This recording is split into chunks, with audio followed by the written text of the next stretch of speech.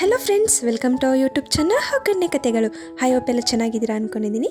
ಇವತ್ತು ನಮ್ಮ ಚಾನಲ್ನಲ್ಲಿ ಈಸಿ ಮತ್ತು ಟೇಸ್ಟಿ ಮೂಲಂಗಿ ಸಾಂಬಾರು ಮಾಡೋದನ್ನು ನಿಮಗೆ ತೋರಿಸ್ಕೊಡೋಕೆ ಬಂದಿದ್ದೀನಿ. ಇದು 5 ರಿಂದ 6 ಜನಕ್ಕೆ ಆಗೋಷ್ಟು ಕ್ವಾಲಿಟಿಲಿ ನಿಮಗೆ ತೋರಿಸ್ತಾ ಇದ್ದೀನಿ. ಇದಕ್ಕೆ ನಾನು ತೊಗೊಂಡಿರೋ ತರಕಾರಿಗಳು ಮೂಲಂಗಿ, ಟೊಮೆಟೊ, ಆಲೂಗೆಡ್ಡೆ, ಈರುಳ್ಳಿ, ಬೀನ್ಸ್ ಮತ್ತು ಗೆಡ್ಡೆಕೋಸು. ಬೇಳೆನ ನಾನು 1 ಟೀ ಗ್ಲಾಸ್ ಅಷ್ಟು ತೊಗೊಂಡಿದ್ದೀನಿ. ನೆಕ್ಸ್ಟ್ ಸಾಂಬಾರು ಪುಡಿನ ನಾನು 2.5 ಟೀ ಸ್ಪೂನ್ ಅಷ್ಟು ತೊಗೊಂಡಿದ್ದೀನಿ. ಇವುಗಳನ್ನೆಲ್ಲ ಸಿಪ್ಪೆ ತೆಗೆದು ಕಟ್ ಮಾಡಿ ಇಟ್ಕೊಂಡಿದ್ದೀನಿ. ಕಟ್ ಮಾಡಿದಾದಮೇಲೆ ಅದನ್ನು ನೀರಲ್ಲಿ ಹಾಕಿ ವಾಶ್ ಮಾಡಬೇಕಾಗುತ್ತೆ. ವಾಶ್ ಮಾಡಿದಾದಮೇಲೆ ಒಂದು ಕುಕ್ಕರ್ನ ಬಿಸಿಗೆ ಇಡಬೇಕಾಗುತ್ತೆ. ಕುಕ್ಕರ್ನ ಬಿಸಿಗೆ ಇಟ್ಟು ಅದರಲ್ಲಿ ನೀರನ್ನು ಹಾಕಿ ನೀರು ಚೆನ್ನಾಗಿ ಕುದಿಬೇಕು. ಈ ರೀತಿ ಕುದಿ ಬಂದ ನಂತರ ನಾನು ಅದಕ್ಕೆ ಕಟ್ ಮಾಡಿ ಇಟ್ಕೊಂಡಿರೋ ಎಲ್ಲ ತರಕಾರಿಗಳ ಮಿಶ್ರಣವನ್ನು ಹಾಕ್ತಾ ಇದ್ದೀನಿ.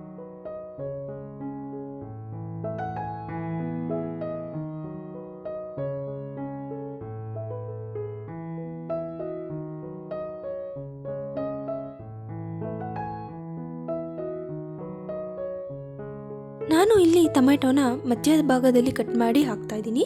ಈ ರೀತಿ ಟೊಮೆಟೊನ ಹಾಕೋದ್ರಿಂದ ಅದು ಚೆನ್ನಾಗಿ ಬೇಯುತ್ತೆ.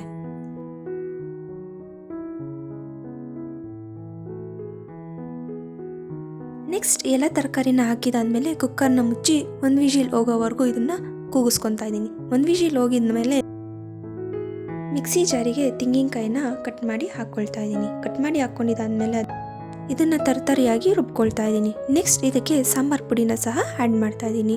ಇವಾಗ ಕುಕ್ಕರ್ ವಿಜಿಲ್ನ ಬಿಟ್ಟು ಅದು ತಣ್ಣಗಾದ ಮೇಲೆ ಅದರಲ್ಲಿ ಬೇಯಿಸ್ಕೊಂಡಿರೋ ಈರುಳ್ಳಿ ಮತ್ತು ಟೊಮೊಟೊನ ಸಹ ನಾನು ಇಲ್ಲಿ ರುಬ್ಕೊಳ್ಳೋಕ್ಕೆ ಹಾಕ್ಕೊಳ್ತಾ ಇದ್ದೀನಿ.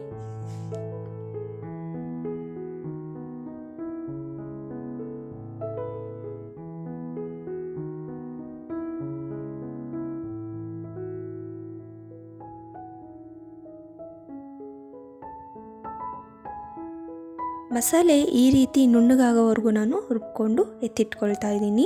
ನೆಕ್ಸ್ಟ್ ಇದಕ್ಕೆ ನಾನು ತೊಗರಿಬೇಳೆನ ಆ್ಯಡ್ ಮಾಡ್ತಾ ಇದ್ದೀನಿ. ತೊಗರಿಬೇಳೆನ ಆ್ಯಡ್ ಮಾಡಿ ಸ್ವಲ್ಪ ಅದನ್ನು ಮಿಶ್ರಣ ಮಾಡ್ಕೋಬೇಕಾಗುತ್ತೆ.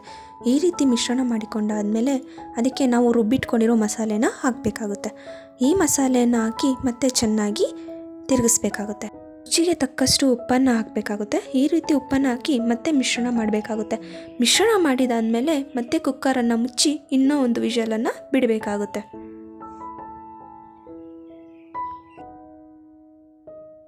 ವಿಜಿಲ್ ಆದಮೇಲೆ ಗ್ಯಾಸ್ನ ಆಫ್ ಮಾಡ್ಕೊಳ್ಳಿ. ನೆಕ್ಸ್ಟ್ ಒಂದು ಪಾತ್ರೆಯನ್ನು ಇಟ್ಟು ಅದಕ್ಕೆ ಎಣ್ಣೆಯನ್ನು ಹಾಕಿ, ಎಣ್ಣೆ ಬಿಸಿ ಆದಮೇಲೆ ಅದಕ್ಕೆ ಸಾಸಿವೆನ ಹಾಕಿ, ಸಾಸಿವೆ ಸಿಡಿದ ಮೇಲೆ ಅದನ್ನ ಮತ್ತೆ ಸಾರಿಗೆ ಹಾಕಿ ಮಿಶ್ರಣ ಮಾಡಿ. ಇದೆಲ್ಲ ಮಾಡಿದಾದಮೇಲೆ ಬಿಸಿ ಅನ್ನದ ಜೊತೆ ತುಪ್ಪನ ಹಾಕ್ಕೊಂಡು ಈ ಸಾರನ್ನ ಹಾಕ್ಕೊಂಡು ತಿಂತಾಯಿದ್ರೆ ಸಖತ್ತಾಗಿರುತ್ತೆ. ನೀವು ಟ್ರೈ ಮಾಡಿ. ಇದಾಗಿತ್ತು ಇವತ್ತಿನ ನಮ್ಮ ವಿಶೇಷ. ನಿಮ್ಗೆ ಇಷ್ಟ ಆಗಿದ್ರೆ ನಮ್ಮ ಚಾನಲ್ನ ಲೈಕ್ ಮಾಡಿ, ಶೇರ್ ಮಾಡಿ, ಸಬ್ಸ್ಕ್ರೈಬ್ ಮಾಡ್ಕೊಳ್ಳಿ.